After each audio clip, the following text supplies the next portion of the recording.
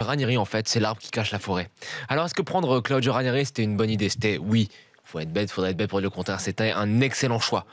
Le mercato, comment il se passe quand on le regarde? Pour l'instant, il y a des noms qui circulent, mais il n'y a pas grand-chose qui se déroule, si ce n'est que le gardien de la Fiorentina, Tatarunasu, va C'est dur à probablement dire. arriver. Cyprien, son prénom, c'est plus Ouais, facile. donc, voilà.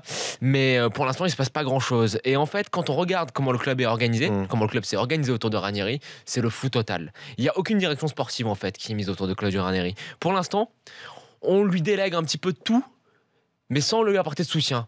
Ranieri s'appuie sur un seul homme qui est Balzaretti, l'ancien international italien.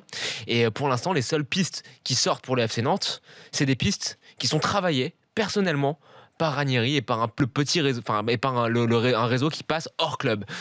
On a parlé du gardien de la Fiorentina, c'est un peu le cas pour Ramirez, qui pourrait peut-être arriver, même si c'est un petit peu cher.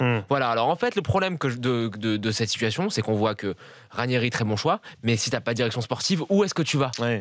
Pour l'instant, ça s'apparente plus à un one-shot, en fait. D'avoir pris un bon entraîneur pour un peu calmer les foules, pour un peu mettre un pansement sur ce qui s'est passé avec Conceição.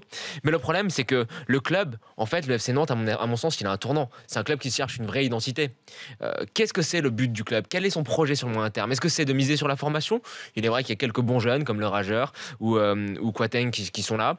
Ou est-ce que c'est de faire comme parfois le président Kita nous fait, à savoir aller chercher des internationaux plus ou moins confirmés, comme Sid Corson, qu'on va payer quand même une somme assez chère. Alors voilà, le problème que je vois dans cette nomination de Claudio Ranieri, c'est que c'est un très bon choix, mais ça ne va pas nous faire oublier en fait tous les maux qui sont en train de gangréner ce club-là.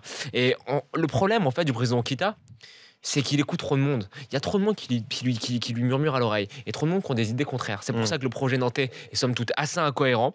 Il y a de la bonne volonté.